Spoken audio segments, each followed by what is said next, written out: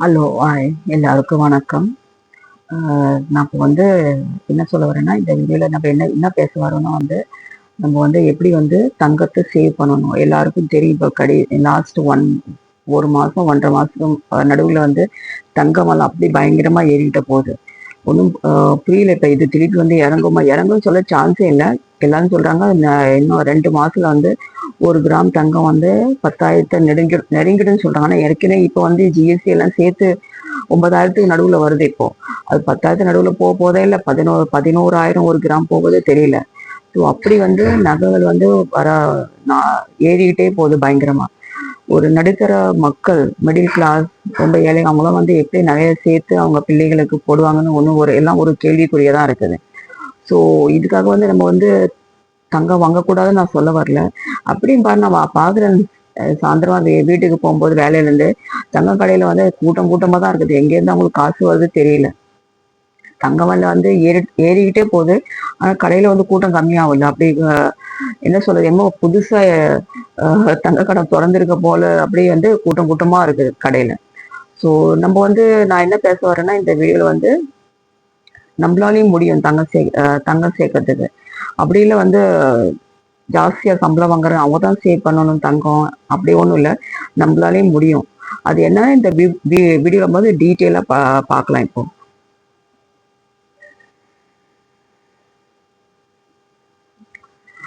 அதுக்கு பின்ன ஒரு சின்ன ரெக்வஸ்ட் எல்லாருக்கும், இந்த சேனலை சப்ஸ்கிரைப் பண்ணுங்க, லைக் பண்ணுங்க, ஷேர் பண்ணுங்க. இது என்ன ரெக்வஸ்ட். வாங்க நம்ம பேசலாம். இப்போ என்னன்னு, இப்போ நம்ம மாசம் மாசம் அட்லீஸ்ட் ஒரு கிராம் தங்கம், இனிஷியல் ஸ்டேஜ் இது கொஞ்சம் கஷ்டம் தான், இல்லைன்னு சொல்ல நானு. அந்த அமௌண்ட் எடுத்து வைக்கிறதுக்கு ரொம்ப கஷ்டம். நம்ம எல்லா விதத்திலையும் நம்மளது என்னது டே டு டே எக்ஸ்பென்சஸ் இருக்கு பாரு. நம்ம க்ரோசரி வாங்குவோமோ, இல்லை வேற ஏதாவது ஒரு அனாவசிய செலவு பண்ணும், அது எல்லாத்தையும் குறைக்கணும் நம்ம. அதுக்குன்னு செய்யக்கூடாது நான் சொல்ல வரல. நம்மளால குறைக்க முடியும். ஏதோ ஒரு பாகத்துல நம்ம கொஞ்சம் குறைச்சு இல்ல ஒரு பாக்ஸ்லயாவது, இல்ல ஒரு வீட்டுல நம்ம ஏதாவது ஒரு இடத்துல யாருக்கும் தெரியாத இடத்துல இருந்து அந்த பணத்தை போட்டு வச்சோம் அப்படின்னு. நம்மளுக்கு அந்த பணம் இருக்குன்னு நம்மளுக்கு தெரியக்கூடாது. எந்த ஒரு எமர்ஜென்சி வந்தாலும் அந்த பணத்தை எடுக்கக்கூடாது. அப்படி ஒரு இடத்துல தனியா ஒதுக்கி வச்சிடணும். ஸோ மாசம் கடைசியில் அது ஒரு அமௌண்ட் வரும். லெட்டஸ் சேவ் ஒரு 5,000 வந்தாலும் அடுத்த மாசம் நம்மளுக்கு சம்பளம் வருது. இல்ல வீட்டுல ஹவுஸ் ஒய்ஃப் இருப்பாங்க, அவங்க ஹஸ்பண்ட் ஒரு அமௌண்ட் கொடுப்பாங்க வீட்டு செலவுக்காக. அதுல இருந்து நம்ம சேமிச்சு எடுத்து தனியா எடுத்து வச்சாலும் நம்ம 1 கிராம் தங்கம் வாங்கலாம். மந்த் எண்டில், எல்லா மந்த் எண்டில். இது ஒரு விஷயம் ரொம்ப யூஸ்ஃபுல். இது யாராலையும் செய்ய முடியும். வேலைக்கு போறவங்களும் செய்ய முடியும், ஹவுஸ் ஒய்ஃபா இருக்கவங்களும் செய்ய முடியும், எல்லாரும் செய்ய முடியும். இந்த இந்த ஒரு சேவிங்ஸ். இப்ப நான் என்ன சொன்னேன்னா அது. ரெண்டாவது விஷயத்துல நம்ம எப்படி சேவ் பண்ணலாம் அட்லீஸ்ட் ஒரு 3 மாசத்துக்கு ஒரு தடவை. என்ன மாதிரி வேலைக்கு போனாலும் அப்படிதான் செய்வான் ஒரு சில சமயத்துக்கு. நடுவில் கொஞ்சம் வேற ஒரு பட்ஜெட் எல்லாம் வருதுன்னு நான் கொஞ்சம் ஸ்டாப் பண்ணிட்டேன். நம்ம தினைக்கு ஆட்டோல போவோம். ஃபார் எக்ஸாம்பிள், எனக்கு 2 ஆட்டோ தேவைப்படுது. எனக்கு வீட்டுல இருந்து ஆஃபீஸ் வர்றது எனக்கு டைரக்ட் ஆட்டோ இல்லை, வீட்டுல இருந்து ரயில்வே ஸ்டேஷனுக்கு போகிறது ஒரு ஆட்டோ தேவைப்படுது. பின்ன அகெயின் அங்க அந்த ஏரியான்னு ஒரு இடம் இருக்குது, அங்கேருந்து இறங்கி திரும்பி ஆஃபீஸ் போகிறது ஒரு ஆட்டோ வருது. எப்படியும் 150 ரூபா 200 ரூபா ஒரு ஆட்டோக்கு மட்டும் செலவாகுது. அந்த செலவு நான் கட் ஷார்ட் பண்ணிட்டு பஸ்ல, கவர்மெண்ட் பஸ்ல போவோம். கவர்மெண்ட் பஸ் மட்டும் 5 ரூபா தான்.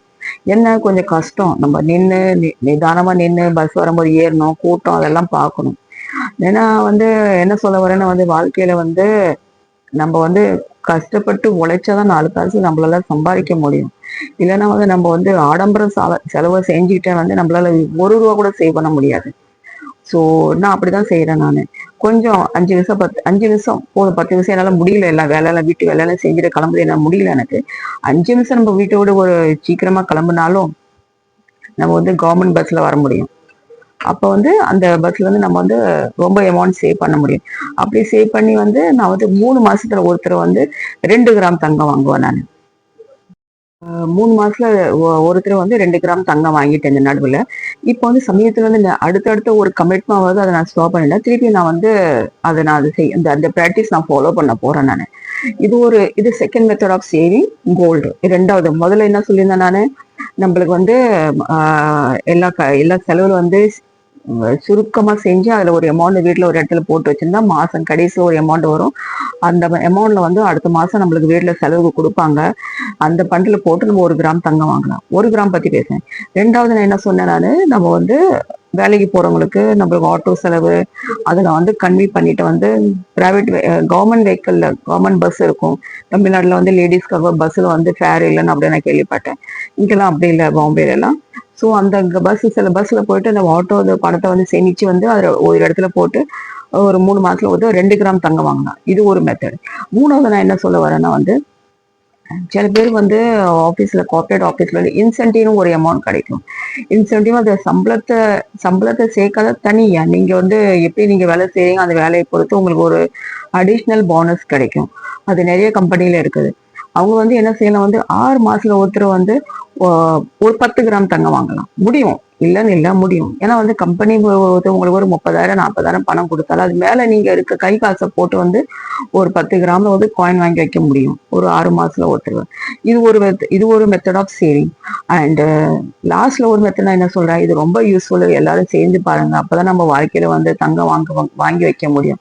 நான் வந்து என்னைக்கு நான் வேலைக்கு போய் சேர்ந்தேன், நான் 1992ல இருந்து நான் வேலை செய்யறேன். நான் அன்னிலிருந்து இன்னைக்கு வரையும் இல்லை, நான் வந்து இந்த ப்ராக்டிஸ் நான் ஃபாலோ பண்றேன். நான் ஏன்னா வந்து இது ரொம்ப கஷ்டம் தான். ஆனா ஒரு கமிட்மெண்ட் ஒரு இடத்துல நம்ம போயிட்டோம்னா வந்து நம்மள வந்து அதுல இருந்து ஸ்டாப் பண்ண முடியாது. கமிட்மெண்ட் இல்லைன்னா வந்து நம்ம வந்து பணத்தை வந்து அனாவசியமா செலவு பண்ணுவோம். எது தேவையில்லை தேவை இருக்குது எல்லாத்தையும் வாங்கி போட்டு என்ன சொல்றது ஒன்றும் யூஸ்ஃபுல் இல்லை. அப்படிலாம் செய்யக்கூடாது நம்ம. அது என்ன மூணாவது என்னதான் நான் சொல்ல வரேன்னா வந்து வருஷத்துல ஒரு தடவை நம்ம தங்கம் வாங்கணும். வருஷத்துல ஒரு தடவை அது நம்ம வந்து சீட்டு மாசம் மாசம் சீட்டு. அந்த சீட்டு கடை வந்து ஒரு ஒரு ஒரு நம்பிக்கை உள்ள கடையா இருக்கணும். ஒரு கடை வந்து நீங்க கட்டிக்கிட்டே போய் நடுவில் வந்து முடி போட்டு போயிடுவாங்க. அப்புறம் பணம் எல்லாம் போச்சு. அப்புறம் வந்து அது ஒரு கோர்ட்டு கேஸு ஓடி ஆடு அது யாருக்கும் இந்த இந்த ஒரு பிஸி லைஃப்ல டைம் இல்லை. ஸோ நல்ல ஒரு கடையா பார்த்து கல்யாண் ஜுவல்லரி இருக்குது, தனுஷ் இருக்குது, மலபார் கோல்டு இருக்குது, நம்ம லலிதா இருக்குது, மேல ஒரு நம்பிக்கையுள்ள கடையில போட்டு அங்க உங்களுக்கு என்ன பெனிஃபிட் இருக்குது அந்த பெனிஃபிட்டை பார்த்துட்டு சீட்டு போடணும் மாசம் மாசம். அந்த மாசம் மாசம் சீட்டு போடலையும் வந்து நீங்க வந்து ரொம்ப கவனமா எடுத்து செய்யணும். என்னன்னா வந்து ஒரு சில கடையில வந்து நீங்க ஃபார் எக்ஸாம்பிள் இப்போ 5,000 போடுவீங்க. 5,000 வந்து 11 மந்த் கட்டின அப்புறம் ஒரு போனஸ் உங்களுக்கு கொடுப்பாங்க. அது ஒரு மெத்தட். இன்னொரு என்னன்னா வந்து சில கடையில வந்து உங்களுக்கு வந்து தங்கமா மாசம் அது என்னைக்கு சேருவீங்க பாரு அந்த அன்னைக்கு என்ன தங்கம் விலை போகுது அந்த அந்த கிராமம் வந்து உங்களுக்கு ஆட் ஆகிட்டே போகும். இது ஒரு மெத்தட். இப்படி சேவ் பண்ண வந்து வருஷத்துல ஒரு பெரிய ஜுவல்லா நீங்க வாங்க முடியும். அந்த ஜுவல் வாங்குறதுக்கு முன்ன நீங்க வந்து யோசிச்சு வைக்கணும்.